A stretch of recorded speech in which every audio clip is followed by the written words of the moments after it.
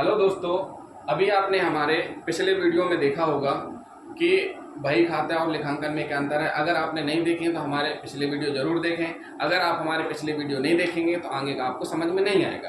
तो अब हम बताने जा रहे हैं लेखांकन के अगले स्टेज में लेखांकन के क्या लाभ हैं। लेखांकन के लाभ के अंतर्गत हम पढ़ेंगे कि आखिर लेखांकन से किसको किसको लाभ होता है। लेखांकन से व्यापारी जो व्यापार करता है स्वयं व्यापारी को भी लाभ होता है, सरकार को भी लाभ होता है। विनियोजक का मतलब ये होता है जो उस उद्योग या उस फर्म में अपना रुपया इन्वेस्ट करते हैं उनको विनियोजक बोलते हैं, उनको भी लाभ होता है। कर्मचारी यानी कि जो उस फर्म या उद्योग में काम कर रहे हैं कर्मचारी उनको कहते हैं, उनको भी इससे लाभ होता है लेखांकन से। अब सबसे पहले हम बात करते हैं व्यापारियों का आखिर क्या क्या लाभ होता है। देखिए, लेखांकन कंपनी अधिनियम के तहत रिकॉर्ड तैयार करते हैं। अब कंपनी अधिनियम जो नियम बनाए गए हैं उन नियमों अनुसार लेखा जोखा करते हैं। अब बात आती है सबसे पहले कर का निर्धारण में सहायक। एक व्यापारी के लिए जब तक हमारा लेखांकन सिस्टमेटिक तरीके से नहीं होगा तब तक हमें पता नहीं चल पाएगा कि हमको आखिर कितना कर देना है। कभी कभी अगर गलती से ट्रांजैक्शन हो गया, सही तरीके से नहीं लिख पाए तो कभी कभी हमें ज़्यादा भी लग जाता है। तो सबसे मेन बात है, जरूरी चीज़ ये है कि आपको आयकर और बिक्री कर का भुगतान, इस आयकर और बिक्री कर के भुगतान में सबसे ज़्यादा सहायक है लेखांकन। अब बात आती है स्मरण शक्ति में सहायक। अब स्मरण शक्ति में कैसे सहायक है? कोई भी व्यक्ति कितना भी इंटेलिजेंट क्यों ना हो, वो ज़्यादा से ज़्यादा दिनों तक कोई भी बात याद नहीं रख सकता है। एक व्यवसाय में एक व्यक्ति विभिन्न प्रकार के हो रहे लेन देनों को याद नहीं रख सकता है मौखिक रूप से, इसलिए उनका लेखा जोखा जरूरी है। तो ये एक प्रकार से स्मार्ट शक्ति के रूप में भी काम करता है, यानी कि अगर आपने जो रिकॉर्ड में तैयार किया है, अगर कोई चीज़ भूल रहे हैं तो आप तत्काल उस रिकॉर्ड को देख सकते हैं, जिससे आपको तो तत्काल ही पता चल जाएगा कि उस डेट को, उस जगह या उस व्यक्ति को आपने कुछ सामान दिया था, माल दिया था या आया था, आयात निर्यात जो भी आपने खरीदा बेचा है उसके बारे में आपको जानकारी लग जाएगी। न्यायालय में प्रमाण, कोई भी जब हम व्यवसाय करते हैं तो बहुत सारी स्टेज ऐसी होती है, कभी कभी हमें न्यायालय भी जाना पड़ता है। कोई हमारे खिलाफ कंप्लेन भी कर सकता है, कोई बात भी लगा सकता है, परिवाद भी कर सकता है। तो ऐसी स्थिति में आप अपने आप को बचाने के लिए आपके पास प्रमाण होना चाहिए। प्रमाण तभी होगा जब आप उसका लेखा जोखा रखेंगे। तो लेखांकन के आधार पर ही आप अपने रिकॉर्ड पेश कर पाएंगे प्रमाण के रूप में, और आप अपना पक्ष रख पाएंगे। ये तभी संभव है जब आप अच्छे से लेखांकन कर पाएं। व्यापार बेचने में सहायक, सबसे मेन बात है लेखांकन। अगर आपके व्यापार का सिस्टमेटिक तरीके से लेखांकन किया गया है, आपकी व्यापार की स्थिति किस स्थिति में है, आपकी चल संपत्ति क्या है, आपकी स्थिति व्यवसायिक यानी कह सकते हैं एक क्षेत्र विशेष में क्या है, उस आधार पर ही आपको अपना व्यापार बेचने में सहायता मिलेगी। ऋणों की वसूली, अब ऋणों की वसूली कैसे करेंगे? अब हमेशा क्या होता है कि हमेशा नगद लेन देन नहीं होता, बहुत से व्यवहारों में हमें कभी उधार भी लेन देन करना पड़ता है। अब सामने वाले को आपने माल दिया है तो हो सकता है कि वो पेमेंट देने में आनाकानी करें। तो अगर वो आनाकानी कर रहे हैं तो आप उसको दिखा सकते हैं कि आपको हमने इतना माल सप्लाई किया था, ये रिकॉर्ड है। तो ऋणों की वसूली में भी बहुत हद तक कारगर साबित होता है लेखांकन। कर्मचारियों में नियंत्रण, अब सीधी सी बात है, आपके व्यवसाय में कितने कर्मचारी हैं, इसका लेखा जोखा, उनकी पेमेंट कितनी है, उनको बोनस कितना दिया जा रहा है, ऐसा तो नहीं कोई गबन कर रहा है। तो सिस्टमेटिक तरीके से एक कर्मचारी लगा हुआ है, उसको क्या काम दिया गया है उसका रिकॉर्ड करना, उसके द्वारा जो प्रोडक्शन किया जा रहा है उसका मेंटेन करना। ऐसा तो नहीं है कि वो आपको बताए 6 कर रहा हो 10, 4 का वो खुद गमन करे। तो इन सारी चीज़ों के लिए भी जरूरी है लेखांकन।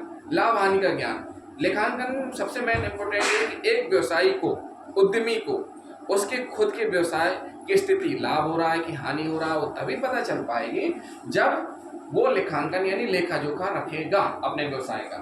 मतभेदों में निपटारे में सहायक, कभी कभी क्या होता है कि कस्टमर और व्यवसाय के बीच में आपसी मतभेद हो जाते हैं, किसी बात को लेकर के गलत फहमियाँ आ जाती हैं, तो उनके लिए जरूरी है उसका रिकॉर्ड। आप अगर सिस्टमेटिक तरीके से रिकॉर्ड करके रखेंगे तो वो आपके बीच, आप और आपके व्यवसायी और कस्टमर के बीच में जो मतभेद पैदा हो जाते हैं उन मतभेदों को आप दूर आसानी से कर सकते हैं।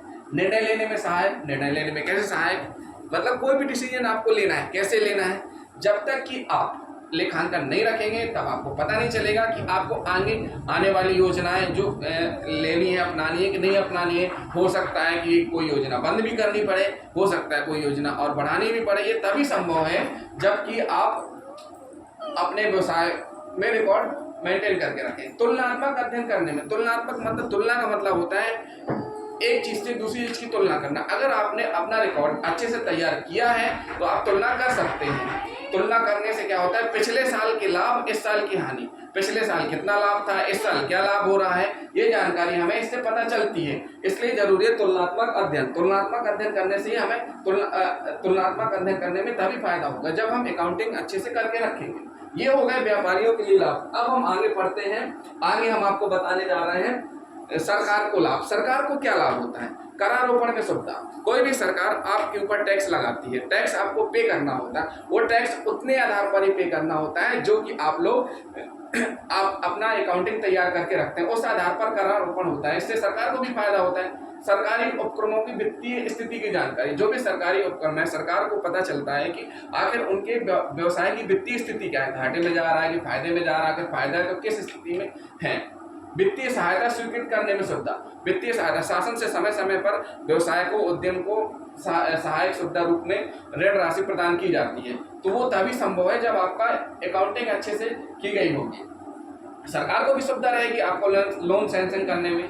राष्ट्र की प्रगति की जानकारी। राष्ट्र की प्रगति की जानकारी कैसे, क्योंकि राष्ट्रीय आय जो की जानकारी इसी आधार पर ही निकाली जाती है। इसलिए अगर आप हमारे राष्ट्र में उद्योग धंधे अच्छे चलेंगे तो हमारी राष्ट्रीय आय भी बढ़ेगी, राष्ट्रीय आय बढ़ेगी तो राष्ट्र की प्रगति होगी उससे। लाइसेंस देने का आधार। लाइसेंस हमें सरकार से प्राप्त करना होता है तो सरकार को भी आसानी होती है लाइसेंस देने में, क्योंकि वो आपके रिकॉर्ड को देख पाते हैं, उसके आधार पर आपको लाइसेंस प्रदान कर सकते हैं।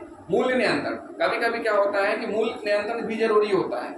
ये तभी संभव है जब उसका लेखा जोखा हो। मूल्य कभी कभी क्या रहता है कि कुछ व्यापारी लोग क्या करते हैं, काला बाजारी कर लेते हैं और एक समय आने पर अपने रेट बढ़ा लेते हैं, तो उन सब पर भी सरकार नजर रखती है। ये संभव है अकाउंटिंग से। अब बात आते हैं विनियोजकों को क्या लाभ है। भाई विनियोजकों को क्यों लाभ है? विनियोजकों को लाभ तब है जब किसी भी कंपनी के अंतिम खाते तैयार किए जाते हैं, किसी भी कंपनी या उद्योग के अंतिम खाते तैयार करते हैं तो उससे उस उद्यम की वित्तीय स्थिति का पता चल जाता है। तो विनियोजक ये पता लगा सकते हैं कि आखिर इनको लाभ हो रहा है कि नहीं, इस कंपनी में इन्वेस्ट करना चाहिए कि नहीं, इन्वेस्ट करने से कितना फायदा होगा कि नहीं। अब बात करते हैं कर्मचारियों को लाभ। अब लेखांकन से कर्मचारियों को क्या लाभ होता है, तो लेखांकन से कर्मचारियों को भी उस व्यवसाय की वित्तीय स्थिति का पता चल जाता है, आखिर उस व्यवसाय को लाभ हो रहा है कि हानि। अगर लाभ हो रहा है तो अपनी पारिश्रमिक, बोनस, भत्ते आदि बढ़ाने की लोग मांग कर सकते हैं। तो ये रहे साथियों लेखांकन के लाभ। अगर आपको हमारा वीडियो अच्छा लगा हो